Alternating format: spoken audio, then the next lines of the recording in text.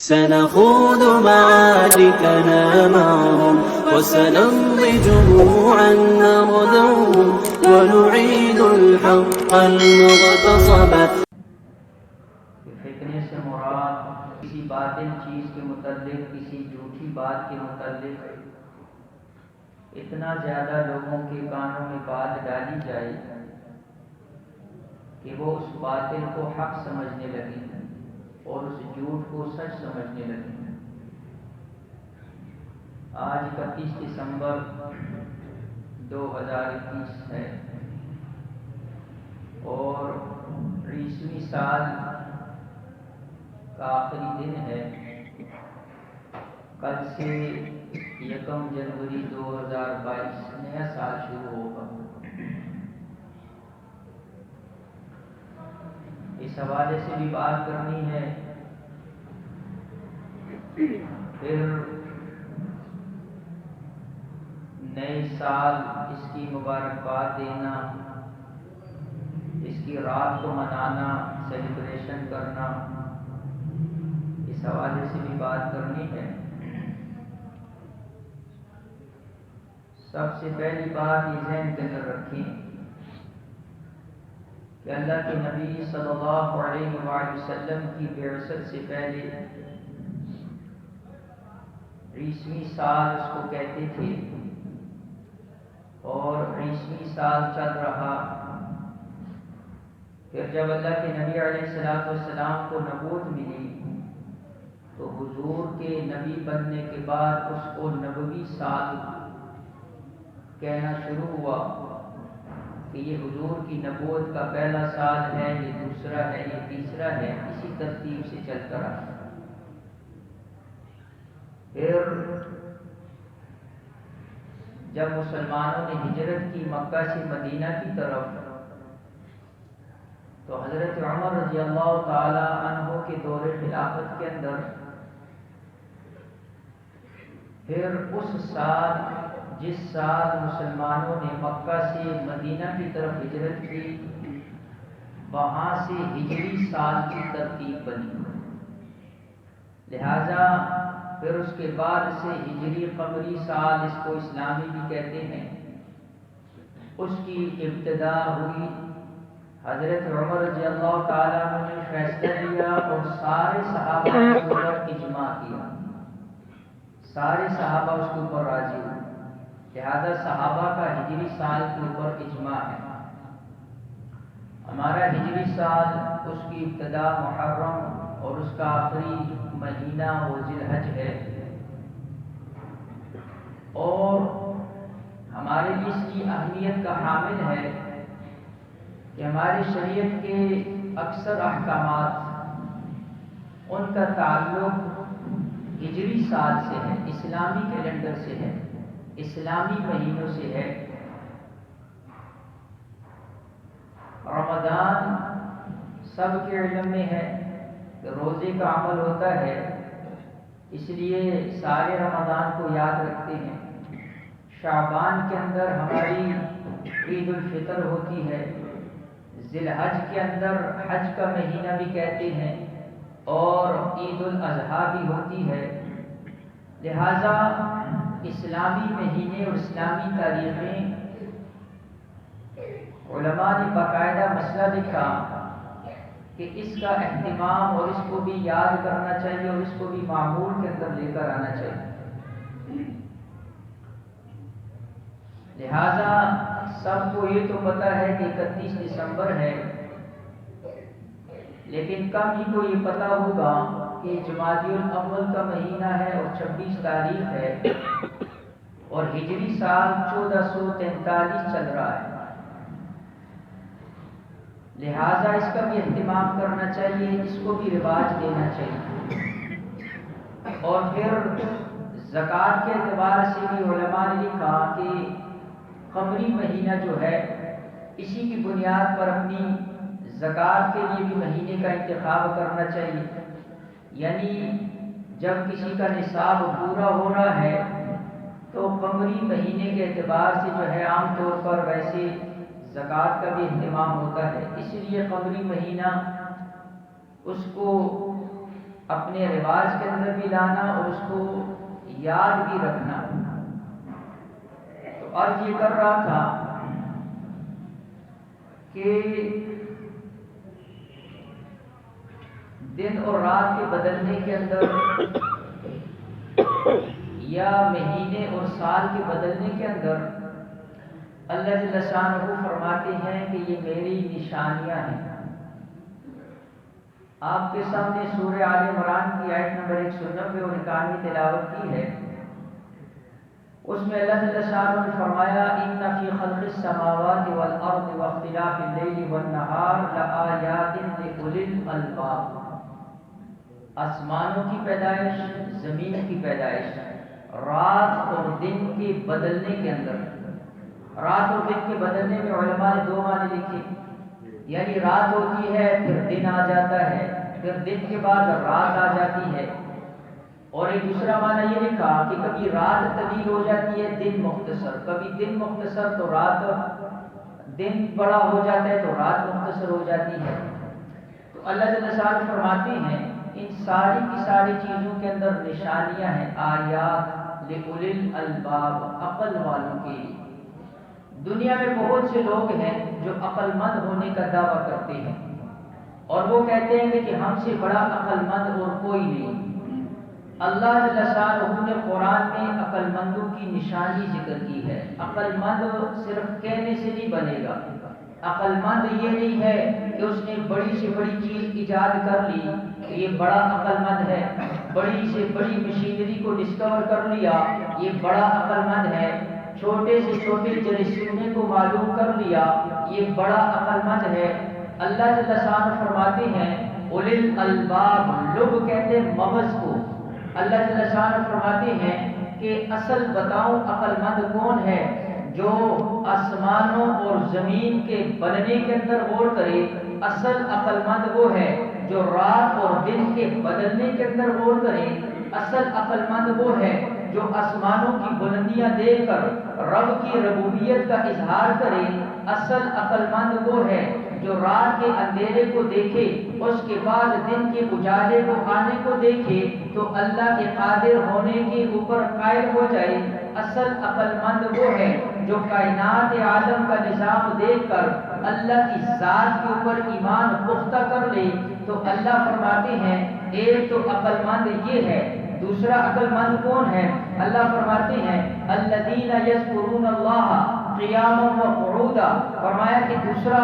عقل مند کی دوسری علامت کیا ہے؟ فرمایا وہ ایسا ہوگا کہ کھڑے ہوئے بھی اللہ کا ذکر، بیٹھے ہوئے بھی اللہ کا ذکر، لیٹے ہوئے بھی اللہ کا ذکر۔ کیا مطلب؟ اس کی زبان پر رب کے شکر کے کلمات ہوں گے، اس کی زبان پر اللہ کے احسانات کی گواہی ہوگی، اس کی زبان پر ناشکری کا جملہ نہیں ہوگا، اس کی زبان پر نافرمانی کا جملہ نہیں ہوگا، اس کی زبان پر گلہ اور شکوہ نہیں ہوگا، بلکہ ہر حال کے اندر، ہر وقت کے اندر، رات اور دن کے اندر اللہ کی رضا پر راضی ہوگا، اللہ کے دینے پر راضی ہوگا، اللہ کی عطا پر راضی ہوگا۔ بیماری آ گئی اللہ کی طرف سے دین سمجھ کر، اللہ کا حکم سمجھ کر راضی رہے گا۔ کوئی پریشانی آ گئی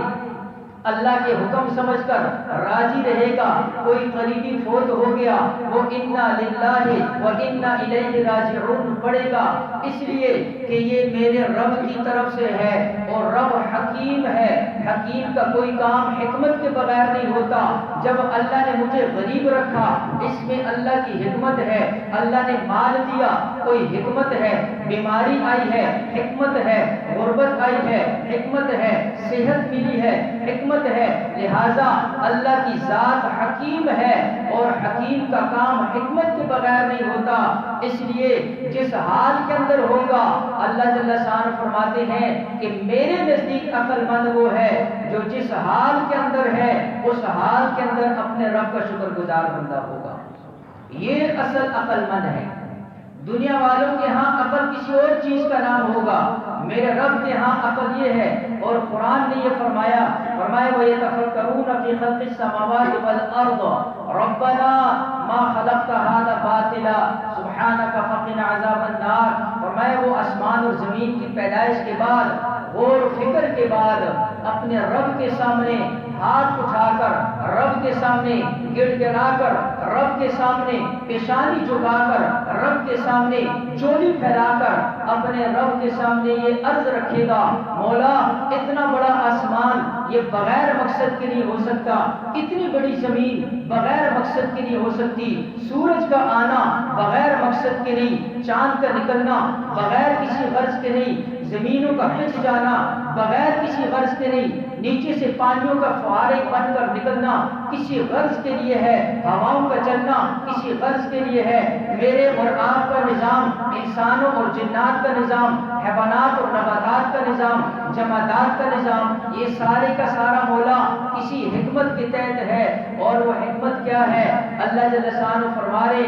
کہ میرا جو بندہ ہوگا، عقل والا جو ہوگا، آسمان اور زمین کے اندر غور و فکر کر کے اس کی عقل یہاں تک پہنچے گی، میرا رب جس طرح آسمانوں کی بلندی پر قادر، میرا رب جس طرح زمینوں کی پستی پر قادر، میرا رب جس طرح ہواؤں کے چلانے پر قادر، میرا رب جس طرح رات اور دن کے نظام کے بدلنے پر قادر، میرا رب جس کی مٹھی میں سورج، میرا رب جس کی مٹھی میں چاند، میرا رب جس کی مٹھی میں فرشتے، میرا رب جس کی مٹھی میں سارے جنات، میرا رب جس کے قبضے میں ساری کائنات، تو جس کے قبضے میں کائنات ہے اس رب کے ساتھ جڑوں پر تو کامیابی ملے گی، اور اگر اس کو ناراض کر لیا تو ہمیشہ ہمیشہ کے اللہ کا وہ قید خانہ جو اللہ رب العزت نے تیار تو کافروں کے لیے کیا ہوا ہے، لیکن فرمایا کہ جب کوئی ایمان والا گناہ کرتے ہوئے بغیر توبہ کے چلا گیا تو اللہ نے ایسوں کے لیے بھی اس قید خانے کے اندر جگہ بنائی ہوئی ہے۔ لہذا فرمایا عقل والوں کی یہ نشانی ہے، عقل والا ان چیزوں کے اندر غور و فکر کرے گا۔ میں نے عرض کیا آپ کے سامنے یہ جو آیت ہے اس کے شان نزول ہے، تفسیر سے ہے، مختصر عرض کرتا ہوں۔ اما عائشہ صدیقہ رضی اللہ تعالیٰ سے کسی نے پوچھا حضور کی عجیب بات بتائیے، فرمایا ساری عجیب ہے۔ ایک رات آئی، پھر حضور اٹھے، کہا میں اپنے رب کے سامنے سجدہ کرتا ہوں، حضور نے قیام کیا، اتنا روئے، فرمایا کہ داڑھی مبارک آنسو سے تر ہو گئی، پھر اس نماز کے اندر، نماز کے بعد دعاؤں کے اندر غرض حضور اتنا روئے ہیں۔ اما عائشہ صدیقہ رضی اللہ تعالیٰ نے فرماتی ہے مجھے ترس آ گیا، حضور کی داڑھی مبارک آنسو سے تر ہو گئی، میں نے عرض کیا کہ اے محبوب خدا، اللہ نے تو آپ کے ساتھ وعدہ کیا ہے، اللہ نے تو آپ کے اگلے پچھلے معاف کر دیے ہیں، پھر کیوں اتنا روتے ہیں؟ اللہ کے نبی علیہ السلام نے فرمایا افلا اکون عبدا شکورا، کیا میں اللہ کا شکر گزار نہ بنوں جس رب نے میرے اوپر اتنے انعام کیے؟ اور پھر کہا اے عائشہ میں کیوں نہ رہوں، آج اللہ نے میرے اوپر یہ آیات ان فی خلق السماوات والارض یہ آیات اتاری، اور حضور علیہ السلام نے فرمایا بہت ہی بدبخت ہوگا، بدنصیب ہوگا وہ آدمی جو ان آیات کو سن لے اور پھر اللہ کی نشانیوں کے اوپر غور و فکر نہ کرے۔ میرے بھائیو یہ غور و فکر کی دعوت ہے۔ وقت کا بدلنا، رات جاتی ہے پھر دن آتا ہے، اور دن آتے ہوئے کیا کہتا ہے؟ تو حدیث کے اندر آتا ہے اللہ کے نبی علیہ السلام نے فرمایا روزانہ جب سورج نکلتا ہے، نکلتے ہوئے آواز لگاتا ہے من استطاع ان يعمل خيرا فليعمله فاني غير مكرر عليكم ابدا، اور میں سورج آواز لگاتا ہے اے وہ لوگو، اے ابن آدم، اے ساری انسانیت سن لو، اگر کوئی خیر کا کام کرنا ہے تو کر لو، اس لیے کہ میں جو آج سورج نکلا ہوں دوبارہ تمہاری زندگی کے اندر مقرر نہیں ہوں گا، دوبارہ نہیں آؤں گا، یہ آج کا دن ہے، اب یہ دن کبھی لوٹ کر نہیں آئے گا۔ میرے بھائیو روزانہ کے وقت کے اندر، رات اور دن کے بدلنے کے اندر یہ وقت جا رہا ہے، اور اس کو جس نے قیمتی بنا لیا اس پر اللہ کل قیامت کے دن جتنی بھی نعمتیں ہیں اس میں رب کا دیدار بھی ہے، اس میں جنت الفردوس بھی ہے، اس میں انبیاء کا ساتھ بھی ہے، اس میں حوض کوثر کا پانی بھی ہے، اس میں میرے نبی کی شفاعت بھی ہے، اس میں دائیں ہاتھ کے اندر اعمال نامے کا ملنا بھی ہے، اس میں جنت کی نعمتیں بھی ہے، اس میں حور و قصور بھی ہے، اس میں رب کی رضا بھی ہے۔ جتنی بھی چیزیں ہیں اور جو کچھ بھی ملنا ہے اس سب کا دار و مدار آپ کے آج کے اس وقت اور عمل کے اوپر ہے۔ اب آپ خود اندازہ لگاؤ کہ یہ وقت کتنا قیمتی ہے، اور اس وقت سب سے بے قیمت چیز، مسلمان کے بارے میں بات کر رہا ہوں، سب سے بے قیمت چیز اس وقت جو ہے وہ میرے اور آپ کے پاس وقت ہے۔ تھوڑی سی کوئی بات ہو آپ دیکھیں 50 بندے اکٹھے ہو جائیں گے. ایک آدمی ویسے کوئی اوپر دیکھنا شروع کر دے سارے اوپر دیکھنا شروع کر دیں.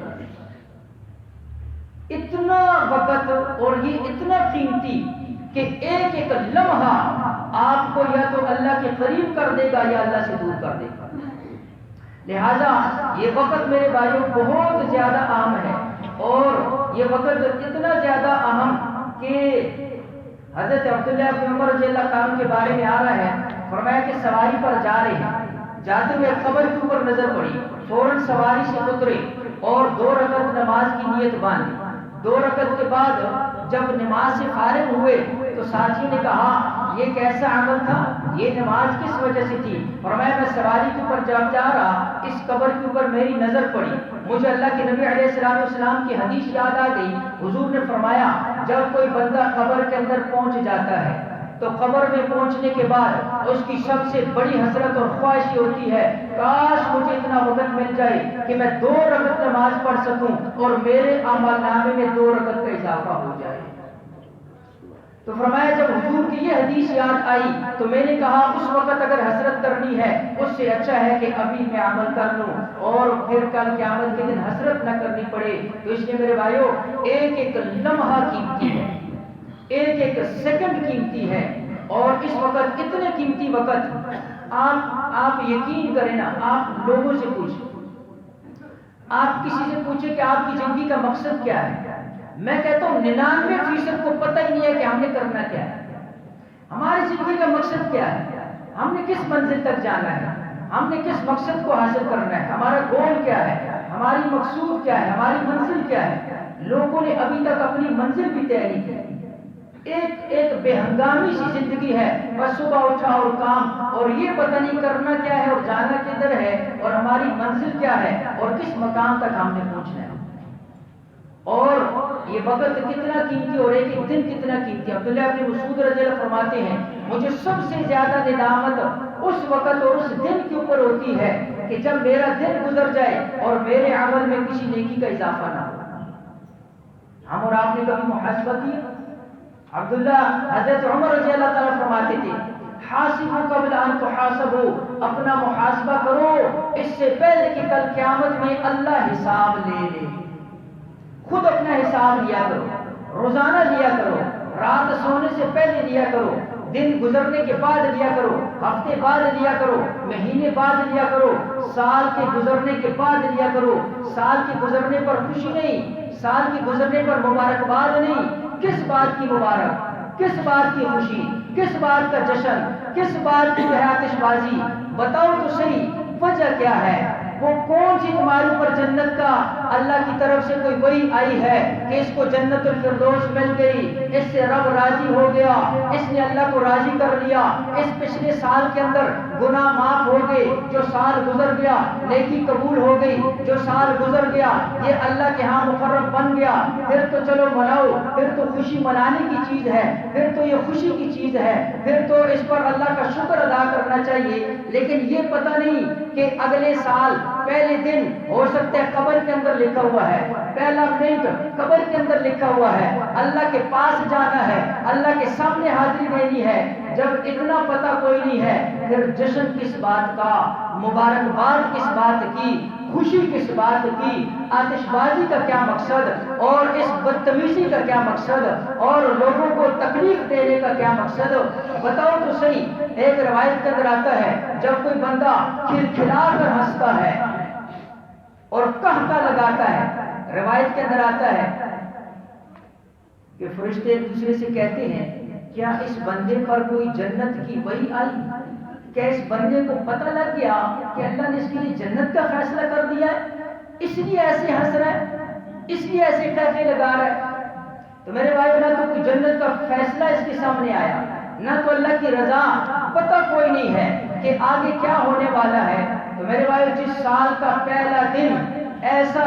بلکہ پہلا منٹ ایسا منحوس ہو، جس کی پہلی گھڑی ایسی منحوس ہو کہ رب کی نافرمانی کے اندر لگا ہوا ہے، گانے بجانے کے اندر لگا ہوا ہے، اسراف کے اندر لگا ہوا ہے، بدتمیزی کے اندر لگا ہوا ہے، لوگوں کو مسلمانوں کو ایذا رسانی کے اندر لگا ہوا ہے، بتاؤ وہ سال پھر مبارک نہیں ہوگا؟ پکی بات ہے، وہ سال تو کیا جس کی ابتدائی قدم، ابتدائی گھڑی جس میں یہ اللہ کی نافرمانی کر رہا ہے، اگلا پورا سال جو ہے یہ پھر ایسا ہی اس کے اوپر گزرے گا، اور پھر کیا کرے گا کہ جب اگلا دن آئے گا پھر پریشانی سے سر پکڑا ہوا، پھر کہے گا جی پتہ نہیں مولوی صاحب کسی نے جادو کر دیا، فلاں نے یہ کر دیا، فلاں نے تعویذ کر دیا ہے، فلاں کی نظر لگ گئی ہے، فلاں کی میرے اوپر نظر ہے، کاروبار ٹھیک نہیں ہے، معاملات ٹھیک نہیں ہے، شادی کی تھی وہ کامیاب نہیں ہوئی، فلاں ایسے ہوا، بیٹا نافرمان ہو گیا، بیٹی نافرمان ہو گئی، ایسا ہو گیا، کاروبار کے اندر یہ نقصان ہو گیا۔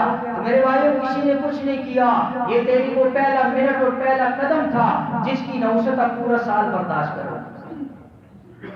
لہٰذا میں عرض کر رہا ہوں وقت یہ بہت قیمتی ہے، اور وقت جو ہے اسی کی بنیاد پر آپ ذرا دیکھو تو صحیح، قرآن قسمیں اٹھا رہے ہیں، والعصر والفجر واللیل والنہار، قسمیں، فجر کی اللہ نے قسم اٹھائی، ضحیٰ دن کی قسم اٹھائی، اور اسی طرح جو ہے رات کی قسم اٹھائی، عصر کے وقت کی قسم اٹھائی۔ کیوں؟ اس لیے کہ اللہ بتانا چاہتا ہے کہ وقت بہت قیمتی ہے، وقت بہت قیمتی ہے۔ رات اور دن کے نظام کو اللہ نے وقت کے اندر جکڑا ہوا، کبھی دیکھا سورج اپنے وقت کے اوپر، رات اپنے وقت پر، دن اپنے وقت پر، سردی گرمی اپنے وقت کے اوپر، ساری چیزیں۔ نماز کا وقت طے کیا شریعت نے، نماز کا وقت ہے، حج کا وقت ہے، زکوٰۃ کا وقت ہے، روزے کا وقت ہے، ہر چیز کا شریعت نے وقت طے کیا ہوا ہے۔ اور مجھے اور آپ کو یہ سبق ہے کہ اپنے کاموں کو وقت کے اوپر کرنا ہے، اور یہ وقت بہت قیمتی ہے۔ حضور نے فرمایا رمضان میں روزہ نہیں رکھ سکا، ساری زندگی رکھتا لیکن وہ برکت حاصل نہیں ہوگی۔ اگر رمضان کا روزہ رہ گیا، کیا پتہ چلا کہ وقت کے اندر جو کام ہوگا اس کی جو برکت ہوگی، بعد والے کام کی وہ برکت نہیں ہوگی۔ نماز کے اپنے وقت، ایک موقع پر صحابی نے پوچھا سب سے افضل عمل کیا ہے؟ حضور نے فرمایا اپنے وقت پر نماز پڑھنا، اپنے وقت پر نماز پڑھنا۔ تو اس سے کیا پتہ لگا کہ اوقات، وقت جو ہے یہ بہت قیمتی ہے، اس کو ایسے ضائع مت کیجیے، وقت ضائع مت کیجیے۔ ایسے ایسے اکابرین، ایسے ایسے اولیاء، ایسے ایسے نیک لوگ گزرے ہیں جن کے واقعی ان کی جو ہے اوقات کے اندر وہ اتنی اہمیت ہے۔ ایک روایت کے اندر آتے ہیں حضور علیہ السلام اما فاطمہ، حضرت فاطمہ رضی اللہ تعالیٰ عنہا کے گھر تشریف لے گئی، وہ جو ہے فجر کے وقت لیٹی ہوئی تھی۔ حضور علیہ السلام نے فرمایا بیٹی فاطمہ اٹھو، اور یہ وہ وقت ہے جب اللہ رب العزت کی طرف سے رزق کی تقسیم ہوتی ہے، لہذا اپنے حصے کا رزق لو۔ حضور نے دعا دی ہے، فرمایا کہ اللہم بارک لامتی، فرمایا اللہم بارک لامتی فی بکورہا، اے اللہ میری امت کے فجر کے وقت کے اندر برکت دے۔ سورج دکاندار سوئے ہوتے، پھر کہتے کاروبار کوئی نہیں ہے، پھر کہتے ہیں جی پھر برکت کوئی نہیں ہے، پھر فلاں مسئلہ ہے۔ بھائی جب رزق تقسیم ہو رہا تھا اس وقت تم سوئے ہوئے تھے، اس وقت تو تم سوئے ہوئے تھے، لہذا فجر کا وقت یہ برکت والا وقت ہے۔ اس لیے اس وقت کو سونے کی نحوست کے اندر نہیں، سونا اللہ رب العزت بہت موقع دے گا۔ یقین کر حدیث کے اندر آتا ہے، فرمایا جب ایمان والا قبر کے اندر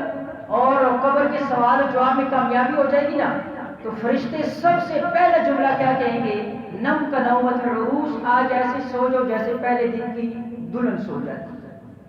وہاں پر پھر فرمایا کہ اب سو، اس لیے کہ وہاں جاگے تھے۔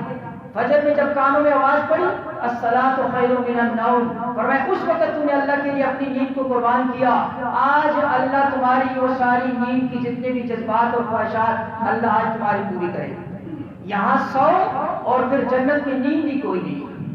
جنت میں نیند نہیں ہے۔ کیوں؟ اس لیے کہ علماء نے لکھا کہ نیند تھکاوٹ کی وجہ سے ہوتی ہے، جنت میں تھکاوٹ نہیں تو نیند بھی کوئی نہیں۔ جنت کا کھانا بھوک کی وجہ سے نہیں، جنت کا پینا پیاس کی وجہ سے نہیں، اس لیے کہ بھوک یہ تکلیف دیتی ہے، پیاس تکلیف دیتی ہے۔ جنت کے اندر رب نے کوئی تکلیف دینے والی چیز کا نام و نشان بھی نہیں ہوگا، لہذا آج کی تھوڑی سی تکلیف برداشت کر لو۔ حضور علیہ السلام رات کو ظاہر بات اٹھا کرتے، پھر اس کے بعد فجر کی نماز سے پہلے تھوڑا سا ٹیک لگائی، حضرت بلال آئے، کہا کہ الصلاۃ خیر من النوم، یہ جملہ کہا۔ حضور نے فرمایا بلال بہت ہی پیارا جملہ ہے، اس کو اپنی اذان کے اندر شامل کر، بس وہ جو شامل ہو اور اب بھی جو ہے وہی ہے۔ تو لہذا نیند جو ہے، نیند جو سوتا رہے گا نا، تو فرمایا کہ وہ کیا ہے، اردو میں اس کو کہتے ہیں جو سوتا ہے وہ کھوتا ہے، اور اس کا اردو پنجابی میں ترجمہ کرے تو اور معنی بن جائے گا۔ خیر، تو بات یہ ہے کہ بھائی یہ وقت بہت زیادہ قیمتی ہے، ایک تو اس پر بات کی، دوسری یہ ہے کہ میں نے کہا کہ جی 31 دسمبر لوگ رات کو نیو ایئر نائٹ کے حوالے سے جو ہے سیلیبریشن کرتے ہیں، مناتے ہیں، اللہ کی نافرمانیاں کرتے ہیں۔ اس پر میں نے عرض کیا، اور ایک مسئلہ اور ذہن کے اندر آ گیا، ذہن میں رکھ لیجیے کہ آیا دنوں کا جو منانا ہے یہ ساری کی ساری ادھر مغرب کی نقالی، وہاں مدر ڈے مناتے ہیں، فادرز ڈے مناتے ہیں، اسی طرح میں نے عرض کیا تھا ویلنٹائن ڈے ہے، اسی طرح یہ نیو ایئر نائٹ ہے، یہ ساری کی ساری چیزیں وہاں مغرب کی تقلید ہے، مغرب کی نقالی ہے۔ ہمارے اسلام میں، ہماری شریعت کے اندر، ہمارے دین کے اندر ان چیزوں کا تصور نہیں ہے۔ ہم تو وہ مذہب اور وہ دین اور وہ تہذیب اور وہ شریعت رکھتے ہیں کہ ماں کے قدموں تلے جنت جو ہے، باپ کی رضا میں رب کی رضا کو دیکھتے ہیں، ماں کی خدمت کو سعادت سمجھتے ہیں، باپ کی خدمت کو سعادت سمجھتے ہیں۔ انہوں نے تو سال میں ایک ہی دن جانا ہوتا ہے، اور وہ سال کے بعد ان کو اولڈ ہاؤس کے اندر جا کر سلام کرنا ہوتا ہے، سرخ رنگ کا گلدستہ پیش کرنا ہوتا ہے، اور اگر ماں نہیں ہے تو سفید رنگ کے پھول قبر کے اوپر رکھنے ہوتے ہیں۔ اس کو انہوں نے نام دے دیا مدرز ڈے اور فادرز ڈے کا، اور وہی ترتیب یہاں پر بھی چل پڑی۔ تو میرے بھائیو، اگر تم اس پر خوش ہو رہے ہو تو پھر یہ یاد رکھو، اگر تمہارا بیٹا سال میں ایک دفعہ مدرز ڈے اور فادرز ڈے منا رہا ہے تو پھر اسی مغرب کی تقلید میں تمہیں اولڈ ہاؤس کے اندر بھی چھوڑ کر آئے گا، اور پھر سال کے بعد جو ہے وہ تمہیں اپنا منہ دکھائے گا۔ لہذا یہ ساری کی ساری مغرب کی نقالی ہے، اور یہ ساری کی ساری جو ہے مغرب کی وہ چیزیں جو ہے، اب دیکھو ان کے اندر کچھ اچھی صفات بھی ہیں، اب ان کے اندر جو ہے سچ بولتے ہیں، دیانتداری سے کام کرتے ہیں، ایسی کئی چیزیں ہیں معاشرتی، اب ہمارے لوگ اس کو نہیں لیں گے، لیکن ان کی جو فضول قسم کی رسم و رواج ہیں ان کے اندر بڑے جو ہے خوشی کے ساتھ اور اس کے اندر جو ہے اپنے جذبات کا اظہار کریں گے۔ لہذا میں نے عرض کیا، کسی کے اندر ان کی نقالی کے اندر ایک چیز یہ سالگرہ منانا بھی ہے، سال ختم ہوا، بچے کی سالگرہ منائی جا رہی ہے، بڑے کی منائی جا رہی ہے، مردوں کی ہے، عورتوں کی ہے۔ تو یہ بات ذہن کے اندر، مسئلہ ذہن کے اندر رکھ لو کہ اگر کسی بندے کی یہ نیت ہے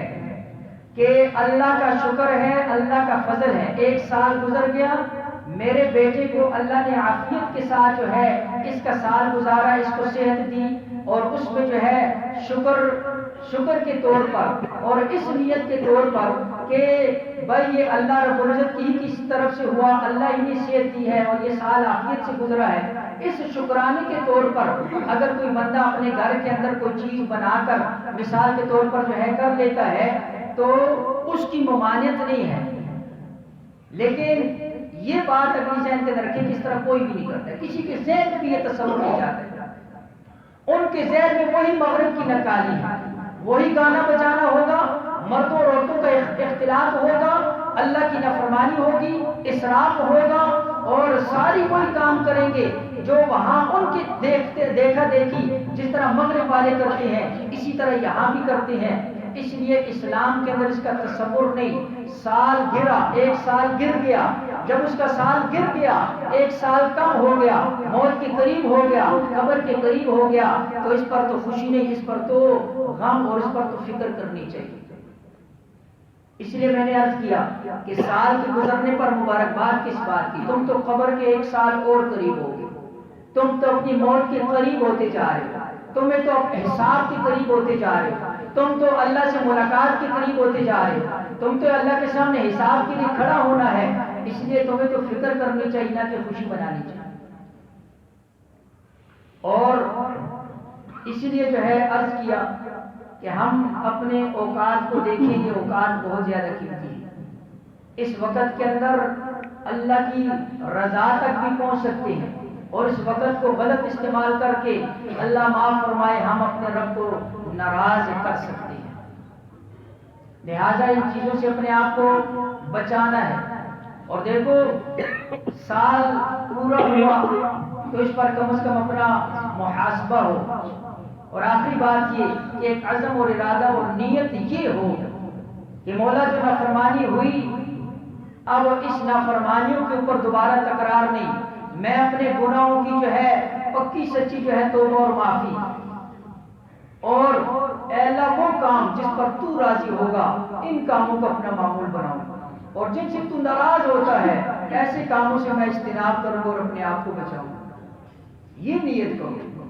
یہ عزم کرو، اس عزم کے ساتھ جو ہے وہ آگے اپنی زندگی کا ایک مقصد، ایک منزل، ایک جگہ طے کرو کہ ہم نے جو ہے اس منزل اور اس مقصد کو حاصل کرنا ہے۔ دنیا میں جتنے کامیاب دیکھ لو، دینی اعتبار سے یا دنیاوی اعتبار سے، انہوں نے اپنے اوقات کو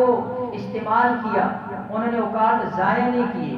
اس لیے میرے بھائیوں کے حسن بصری رحمۃ اللہ علیہ فرماتے ہیں کہ اے ابن آدم، یہ جو دن ہے، دن کسی اور چیز کا نام نہیں ہے، دن تیرا ہی نام ہے۔ جب ایک دن کم ہوتا ہے تو تیرا بعض حصہ جو ہے وہ ختم ہو جاتا ہے، دن تیرا ہی نام ہے۔ لہذا جتنا ایام وقت گزر رہا اتنا ہم موت کے قریب ہو رہے، اس لیے بجائے جو ہے ان چیزوں کے اندر پڑنے کے، بجائے نافرمانوں کی تقلید کرنے کے، اور بجائے اس کے کہ حضور نے جو فرمایا کہ جس کی مشابہت اختیار کرو گے تمہارا حساب بھی ان کے ساتھ ہوگا، تو اس سے اچھا نہیں ہے کہ ہم اور آپ جن کے نام لیوا ہیں اور جن صحابہ کا اور جس کی ہم نمازوں کے اندر دعائیں کرتے ہیں، تو کیوں نہ ہم ایسے لوگوں کا کل قیامت والے دن جو ہے ایسے لوگوں کے ساتھ اٹھیں۔ اس پر اللہ سے مانگنا بھی چاہیے اور اللہ رب العزت سے اس کی دعا کرنی چاہیے کہ مولا کل قیامت میں ہمارا حشر ہو تو جو تیرے فرما بردار لوگ ہیں اور صالحین اور نیک اور انبیاء ہیں، اے اللہ ہمارا حشر ایسے لوگوں کے ساتھ فرما۔ اللہ ہم سب کو عمل کی توفیق عطا فرمائے۔